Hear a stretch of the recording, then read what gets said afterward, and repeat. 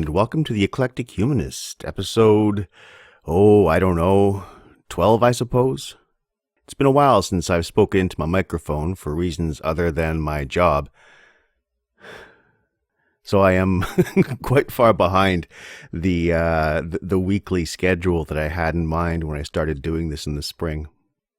And the truth is, I've had a few things on my mind, so rather than continue or conclude the series that I was doing, or I am doing, on the attack of the fundamentalists, which I will conclude, I think, next episode, I think now I just want to talk about some things that have been going through my head. And this won't be an hour-long episode, certainly. It'll probably be on the short side, and probably also the most personal thing that I've done yet. Like all of you, I'm sure, I've spent a lot of time over the last many months thinking about what our world looks like, about how our respective societies are dealing with various crises, and how historically we have responded to other challenges at other times.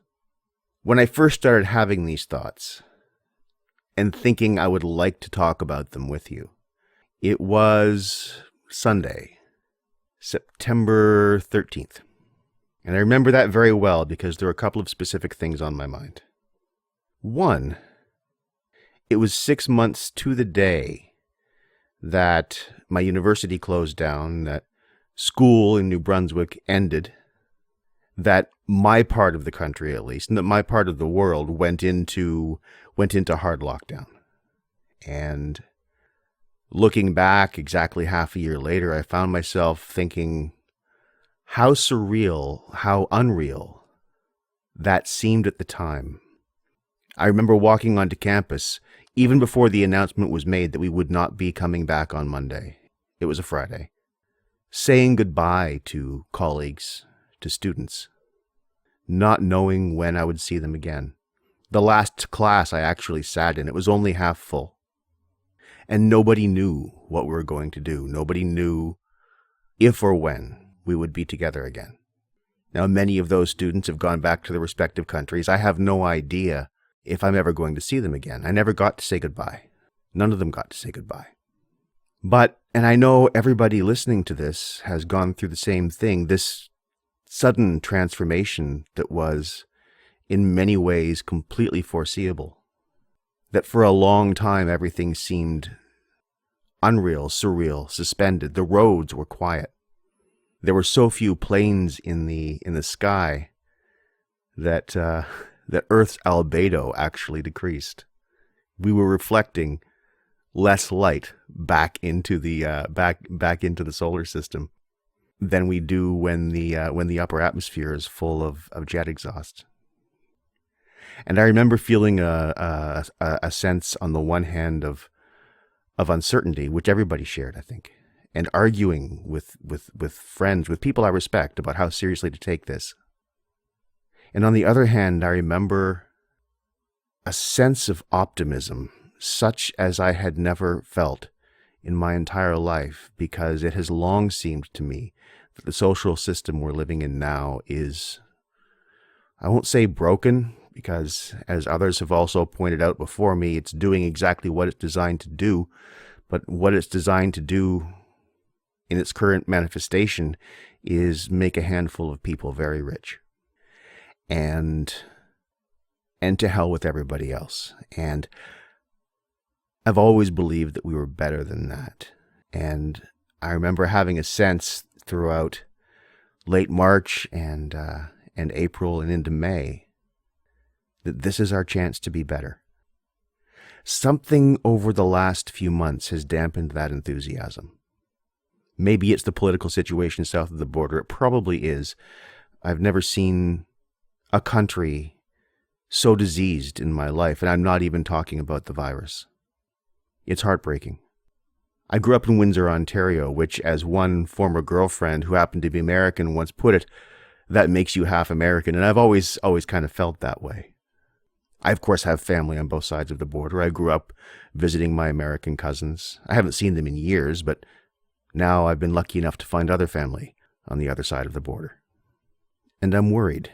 I'm worried for them. I'm worried for that entire once great country that we're watching crumble while a substantial proportion of its population congratulates itself on the devastation.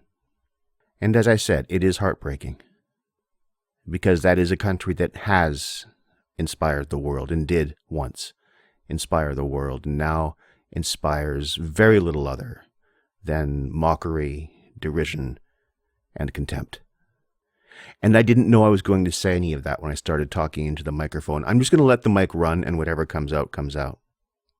Because that's only part of what's been on my mind. And when I started doing this series, when I imagined what this series would be, it did include some personal stuff as well as the philosophical and political and mythological stuff that I was doing more regularly during the summer, before I realized how much time teaching from home actually takes, and how little time I would have for anything else aside from the bare necessities of parenting.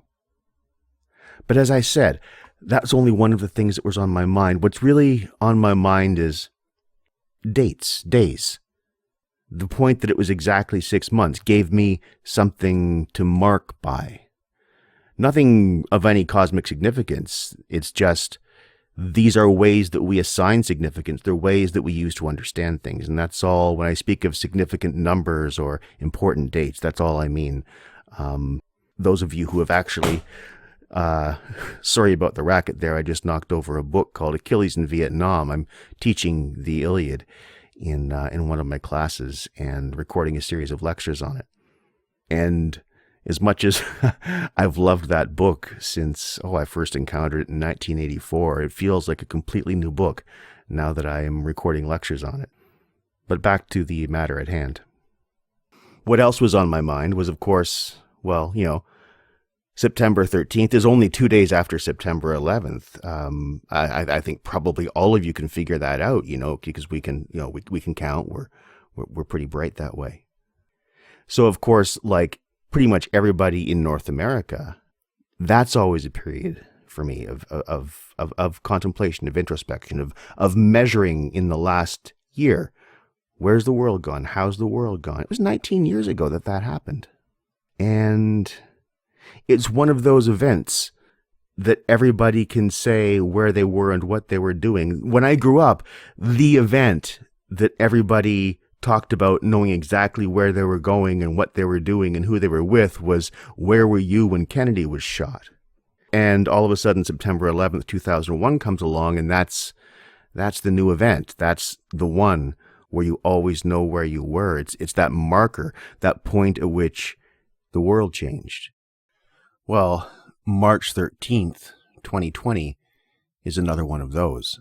So there's these two contending dates, points at which the world changed. Well, in 2020, March 13th, obviously I was at work. I work at a university. And the afternoon when the administration gave the email, there was also a student research fair. And I had a student whom I had mentored towards presenting a paper in this research fair. And of course we went, and the feeling in the room after we knew the university was closing, when those students were presenting their papers, the I can't describe the emotion in the room, the sense of, on the one hand, wanting to cling together, not knowing when we'd ever be able to do this again. And on the other, that everything we were doing somehow seemed suddenly unreal. But then back to that other transformation, that day on September 11th, 2001, well, where was I then? I was at another university in another part of the world. And the way I found out about that particular catastrophe was the phone rang, and I was living in South Korea. I wasn't at the university. I was at my home. And when I picked up the phone and it was my sister, I simply assumed that she had called to wish me a happy birthday, because September 11th also happens to be my birthday. I turned 36 that day. And she was in tears and told me to turn on the television, that the United States was under attack. So I did. And I don't need to recount exactly what happened. That's been played over on countless screens and in countless minds over the intervening almost 2 decades. But what I will say about that is that the next day when I went to work, or maybe it was the following day, I'm not exactly sure, I forget exactly what day of the week it was, that I had to shout, sometimes scream, so that my students, to whom I was teaching ESL at the University of Suwon, could hear me, could hear my voice over the roar of the fighter jets flying low overhead. From where I lived, I could see the U.S. air base at Osan. I could see their lights at night. I wasn't terribly close, but close enough. And everything was in the air. Everything was mobilized. And going into Seoul at the main base at Yongsan, which no longer exists. They've closed that one down. But there were tank barricades up in front of the gates to the base. Everything was ready to mobilize on a moment's notice. Because, of course, the 38th parallel, the border with North Korea, was only really a handful of miles north. And the uncertainty, the tension, the being braced for anything was, again, a moment of, on the one hand, profound reality, and on the other hand, profound unreality. And I remember walking through campus and walking to campus. It was a lovely campus and a lovely walk to get there. Part of the walk took me, if I took the long way, it took me up through the wooded hills.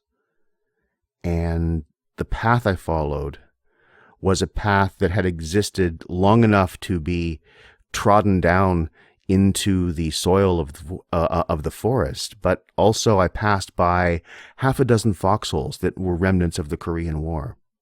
But then I would come down out of the hills behind the president's office, the administration building, and walk down the main road of campus. And the way students, the way faculty looked at me, this lone white guy, and if you're a lone white guy in Korea, the odds of you being any particular nationality favor you being American.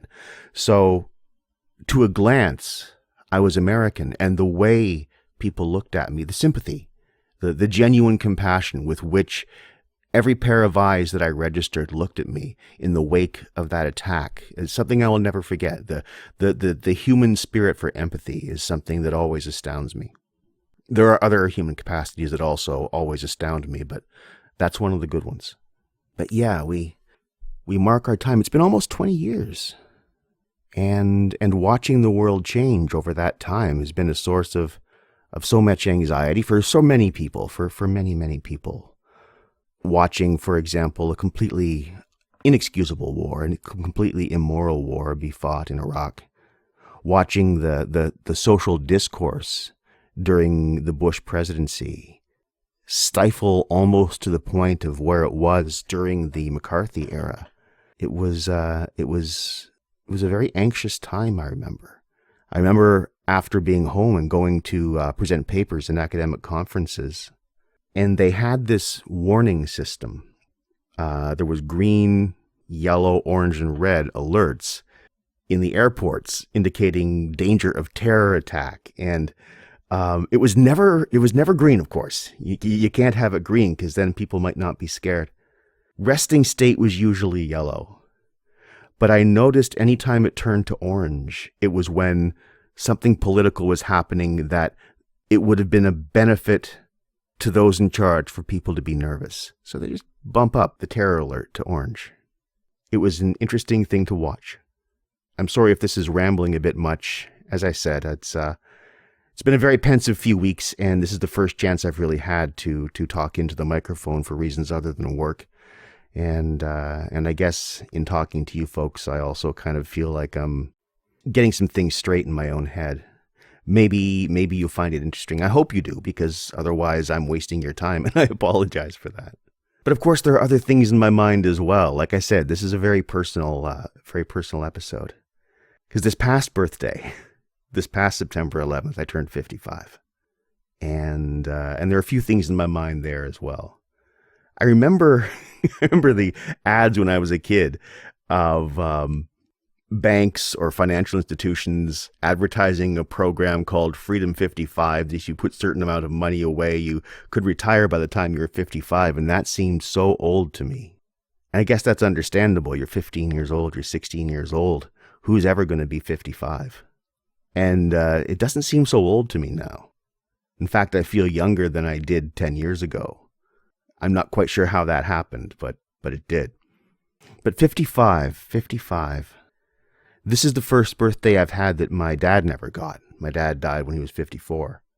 And he's someone about whom I often think. And he's going to come up in today's episode as well for a couple of reasons that I'll make clear.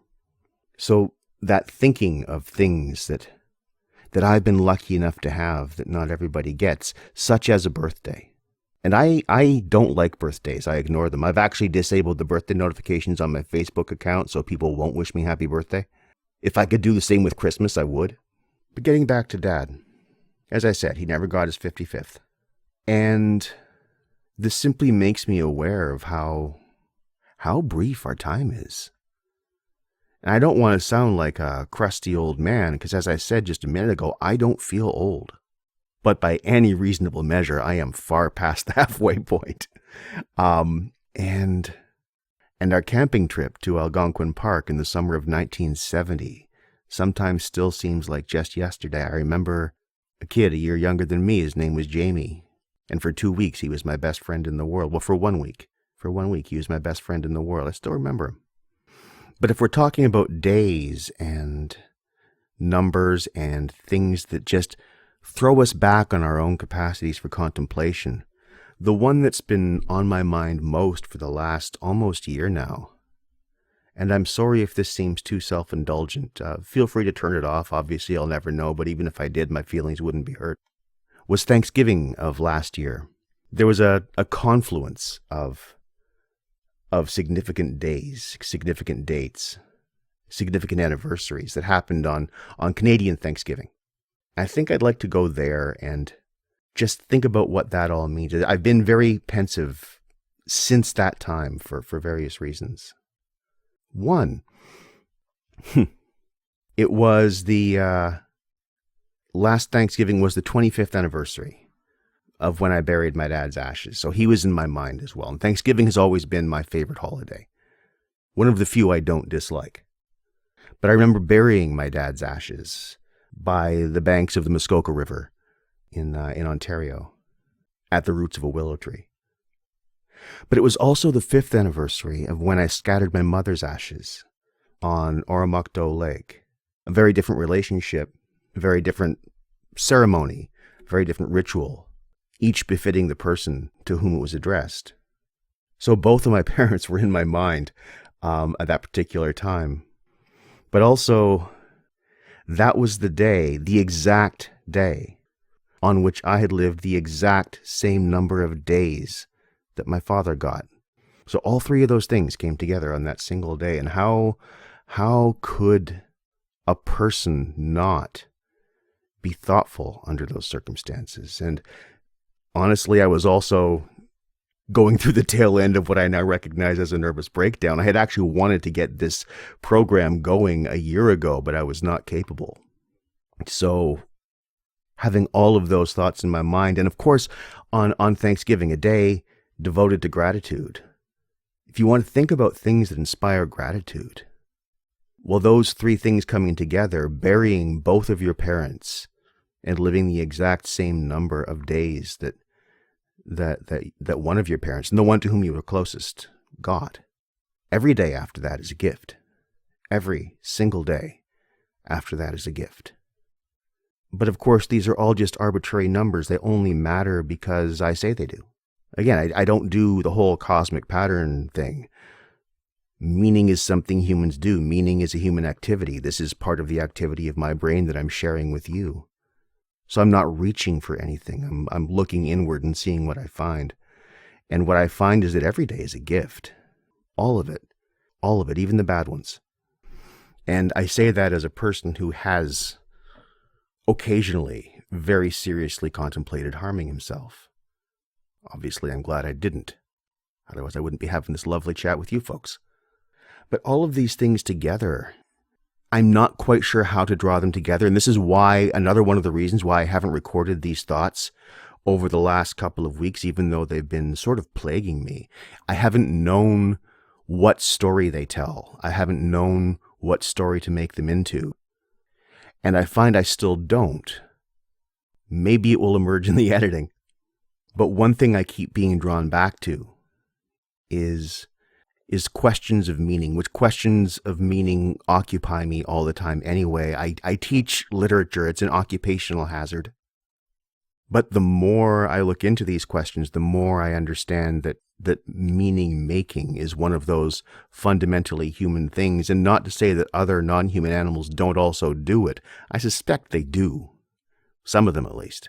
But those raw elements of things that don't mean anything in themselves. And by that phrase, things that don't mean anything in themselves, sorry, it's a clause. Yes, I'm obsessed with grammar. I'm also teaching a course in the history of English language. It's kind of on my mind.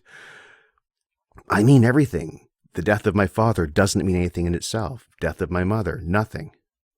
9/11, not meaningful. COVID-19, not meaningful, unless we decide that it is. And the difference between deciding and not deciding, individually and collectively, is I think, a very important one, because there's nothing forcing us to care. There's nothing forcing us to decide that things matter. But where they matter and how they matter, that's all us. That's all us. There's no other option that anyone's been able to successfully or forcefully demonstrate. Lots of words, not a single shred of evidence. So nothing, effectively. And I guess this might bring me back around to that optimism that I found myself feeling this past spring. And I guess when it started to go away was when the really, again, this is south of the border, when the profoundly draconian responses to the demonstrations in Black Lives Matter, of people simply demanding some kind of social equality, which is long, long, long overdue. And perhaps also I'm just feeling a little bit worn down because the border closure has prevented me from seeing my fiancée for almost 7 months now, and I have no idea when I'm going to see her again. And yes, that is very fatiguing. But again, to bring it back to questions of meaning, of course, are questions of narrative, aren't they? What stories are we going to tell? One of my early thoughts in this, because of course I have a daughter, she was in grade 7 when things closed down. So she's in grade 8 now. And her entire generation is being shaped by this. What stories will they tell? What will they remember?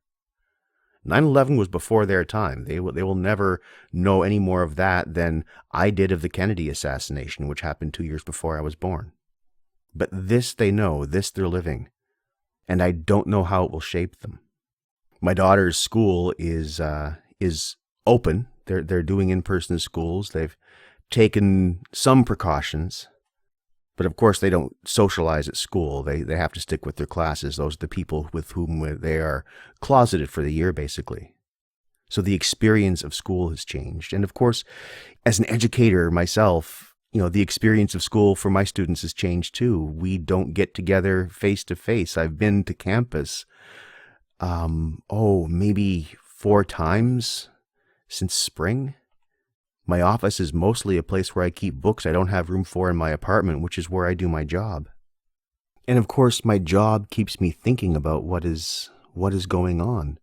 I was making a lecture today about the Iliad and had to keep bringing it back to the ways in which we can find common ground, the ways in which we need to reach out to each other, and the consequences of not doing so.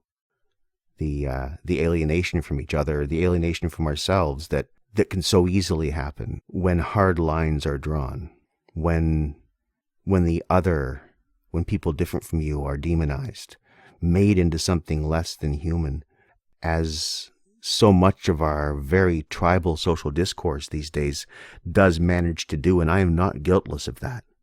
So what stories are we telling ourselves? What stories do we want to tell ourselves? And what's the correlation of our stories to fact? 'Cause somewhere in there, if our stories don't touch base with things that we can measure, with things that we can confirm, we're in trouble.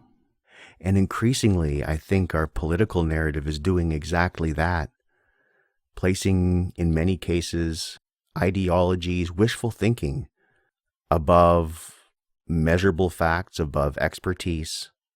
This is why the border is closed, because so many in that deeply benighted country have been so betrayed by those who have undermined their education, those who have poisoned their social discourse, that they actually see wearing a mask, the demand that they wear a mask, as an assault on their freedoms.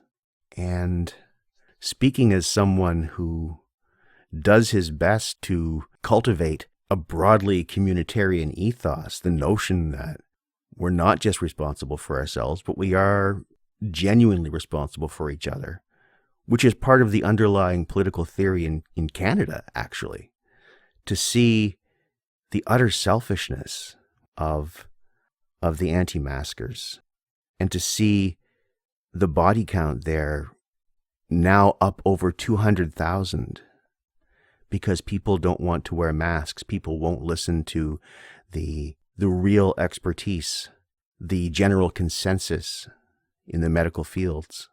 It's infuriating. It's infuriating.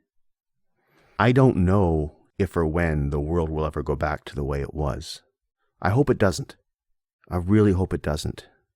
One of the things that I and many, many people, I'm not unique in this, have found is that the necessity of slowing down has underlined how frantic life was, and how unnatural and unconducive to well-being that perpetual franticness is, and how on the one hand inhuman, and on the one hand so solely stupidly human, the demand that we be like that, the notion of seeing busyness as a virtue, how ridiculous that is, how unhealthy that is. So how do I wrap this up? Well, speaking as I must, as a humanist, it's how I've labeled myself. Those questions of meaning I find very liberating. I find the freedom to make meaning, the freedom to embody meaning, to be a source of joy. I get involved in many conversations with people who assert, and always without evidence, that in the absence of some transcendent meaning giver, that I may as well just die. To which the best response I can give is, fuck you, I don't want to. The urge to live is its own justification. It doesn't need to be philosophically justified any more than the need to breathe needs to be philosophically justified. It's something that we do. Justifying where morality comes from is kind of like justifying where arms come from. It's something that we do. It's an attribute of us. And the same is true of the making of meaning. And I guess I keep coming back to this because there are competing narratives, big competing narratives in our culture right now. And the question of who gets to tell the story of our culture is very, very much up in the air. And this may sound naively idealistic, which are not words I use about myself all that often. I'm kind of a curmudgeon. But I am convinced that the grand narrative of our culture, which we're always in the process of making, if that doesn't have a strong thread of compassion, I don't think we will be worthy to survive. We will no longer be who we have been.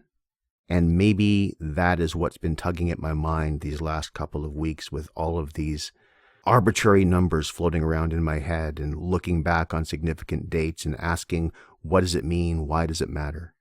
It matters because every single one of those is a touch point where we can put ourselves in someone else's shoes. Where was I? Well, where were you? These are the people I've lost. Who have you lost? And obviously it hurt me, so obviously it must hurt you too. And if we lose track of that, and there are big swaths of our society now that seem determined to make us lose track of that, then I do think we will be lost. And it's for that reason, I guess, that I close every episode with the words, sincerely meant, be kind to each other.